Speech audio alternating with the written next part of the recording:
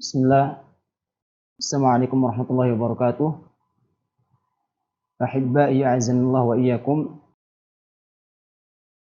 Ini adalah pertemuan pertama untuk pelajaran SKI atau sejarah untuk kelas 11. Yang kemarin kelas 10, sekarang naik kelas 11. Kita masih memakai kitab muqarrar, yaitu dari Mamlakatul Arabiyah Saudiyah, yang dipakai oleh pondok, ya, yaitu buku muqarrar Jawanib min Tarikhil Muslimin al-Hadari was Siyasi, yaitu aspek sejarah, peradaban dan politik muslim untuk kelas 2 MA atau kelas 11. Dan untuk semester pertama, fasl dirasi al-awwal, untuk semester pertama kelas 11 itu ada 3 bab. Dan kita jelaskan untuk pertemuan pertama ini hanya bab pertama dulu dengan fasalnya. Ada beberapa fasal. Langsung saja untuk fasal awal atau bab yang pertama adalah judulnya atau temanya Al-Hadaratul Islamiyah, yaitu peradaban Islam. Kemudian fasal awal yaitu mafhumul hadaratul islamiyah wa masadiruha. Itu pengertian peradaban Islam dan sumber-sumbernya. Mafhumul hadara, ya, secara bahasa itu dalam halaman 14, dalam kotaknya itu al-mafahim. Secara bahasa, ya, lughatan al-hadara min haitsul madlul lughawi, ya hadara wal hadira ay aqsu badawa, yaitu hadir atau wilayah perkotaan, yaitu kebalikan dari lawan dari kondisi pedalaman. Dari kata hadara, hadir, memang ada kaitannya dengan kondisi perubahan, pergeseran perkotaan yang di sana ada perkembangan. Mereka menetap terus dan berkembang, berinovasi, berbentuk suatu sistem-sistem, ya, sistem pemerintahan, sistem ekonomi dan sebagainya. Terjadi perbaikan-perbaikan dalam pemikiran-pemikiran, norma-norma, yaitu beda dengan lawannya yaitu badu, yaitu pedalaman yang condong kepada kehidupan yang mengandalkan alam, dan mereka nomaden, pindah-pindah dan tidak sampai membuat suatu peradaban. Akan tapi pada secara istilah adalah yang kita pakai pada saat ini secara umum, istilah secara umum yaitu yashmalu kullu ma yata'allaqu bi hayatil insan, yaitu mencakup apa yang berkaitan dengan kehidupan tetapnya manusia, min nudhumin ijtimaiyah, dari bentuk sistem-sistem sosial, wa siyasatin, itu sistem politik, wa iqtisadiyatin, begitu juga ekonomi, sistem ekonomi, wa fikriyatin, sistem pemikiran, dan wa fanniyatin, teknik tertentu atau kesenian tertentu. Kemudian di sini disebutkan al-hadaratu hiya kullu juhdin qama bil insanu li tahsini dhurufi hayati al-ardi. Bahwasanya peradaban itu setiap upaya, usaha yang dilakukan manusia untuk memperbaiki hal-hal kehidupannya di atas bumi. Sama saja sawa'un akana hadzal juhdu madiyan mahsusan aw ma'nawiyan tudraku atharahu ay yata'allaqu bi hayatil insan min nudhumin siyasiyatin wa iqtisadiyatin wa ijtimaiyatin wa fikriyatin wa fanniyatin.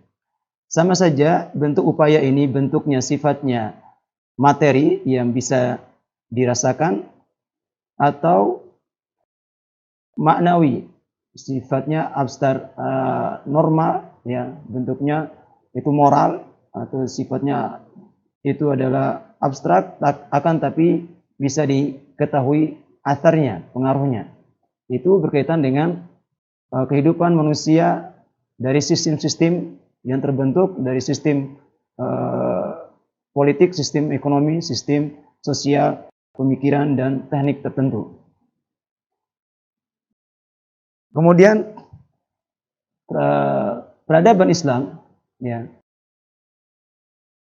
yang jelas peradaban itu adalah suatu bentuk perkembangan perbaikan dalam merujuk kepada masyarakat yang kompleks, yang banyak, ya. Dan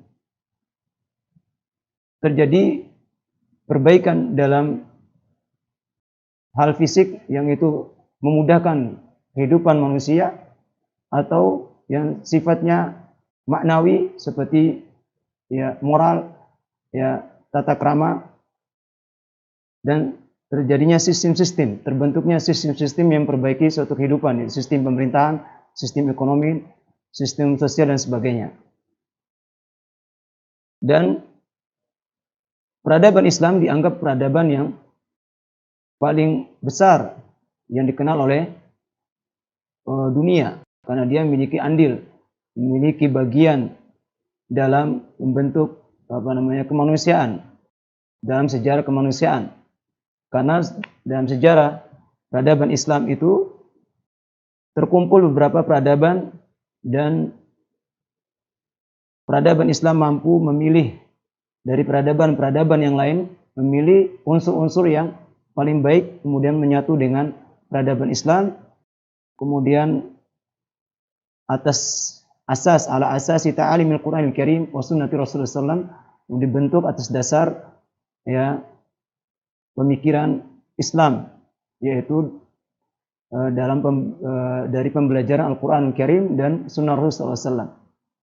Jadi Hadratul Islamiyah itu taqumu al-Islam, ala syariat Islam, ala asasi ta'alimil Qur'anil Karim. Itu semua upaya, kullu juhdin qama bil insan, setiap upaya yang dilakukan oleh manusia ditahsinul dzuruf untuk memperbaiki hal-hal kehidupannya di atas bumi, kemudian atas pemikiran Islam, atas dasar pembelajaran Al-Quran Karim dan Sunnah Rasulullah SAW. Itu poin yang pertama. Poin yang kedua bahwasanya peradaban Islam ada dua aspek yang disebut dengan janibah al-hadrati islamiyatil madiyah wal ma'nawi. Dua aspek peradaban Islam, yaitu aspek yang pertama disebut dengan aspek madi, al-madi, yaitu aspek materi. Apa itu aspek al-janibul madi, aspek materi? Huwa ma yudraku thamarahu al-insanu bihawasihi kaz-zira'ati was-sina'ati wa tijarati wal umran wa kullu ma yattasilu biha min dirasatin wa nadhariyatin wa ibtikaratin. Apa-apa yang diketahui oleh manusia dengan panca inderanya, seperti pertanian, ya, industri, perdagangan, bangunan, dan apa-apa yang berhubungan dengannya dari pembelajaran-pembelajaran dan teori-teori dan penemuan-penemuan. Ya jelas, aspek materi ini berkaitan dengan perbaikan-perbaikan sifatnya fisik, dan itu dibutuhkan kemudahan-kemudahan perkembangan bentuk fisik, perbaikan-perbaikan yang bisa dirasakan oleh manusia, dilihat oleh manusia, dirasakan dengan indranya. Kemudian ajanib al-ma'nawi yang kedua yaitu aspek maknawi. Ini lebih kepada yang sifatnya moral, yaitu huwa tilkal hadaratul insaniyatul alamiyah, yaitu peradaban yang sifatnya kemanusiaan, ya, secara global dalam komunitasnya sebagai manusia, dan itu nampak dari pembelajaran agama Islam yang lurus dengan perincian-perinciannya. Wa hiya tata'amul mal insan min haitsu kaunu insana. Itu bagaimana kita berinteraksi dengan manusia, kita menjadikan ya keberadaannya sebagai manusia. Bi ghaddin nazar, tanpa melihat al-laun wal jins wal watan, tanpa melihat dia warna kulitnya, dia jinsianya apa, Arab apa Indonesia, apa Cina dan sebagainya, tanpa melihat dari negaranya juga. Dan dia peradaban ini hiyal hadratul lati tuwaffir sa'ada ar-ruhiyah li banil bashar. Dia adalah peradaban yang mencukupi, memberikan kebahagiaan ruhiyah, yaitu jiwa untuk anak manusia. Sehingga peradaban dua aspek ini harus tawazun, harus saling seimbang. Karena kalau kita hanya mengandalkan peradaban, perkembangan, kemajuan di sisi fisik, tidak bisa mendapatkan kebahagiaan yang sempurna. Akan tapi bahkan kalau bisa saja materi-materi itu bisa bikin kita permasalahan kita jadi ruwet dan capek dan sebagainya.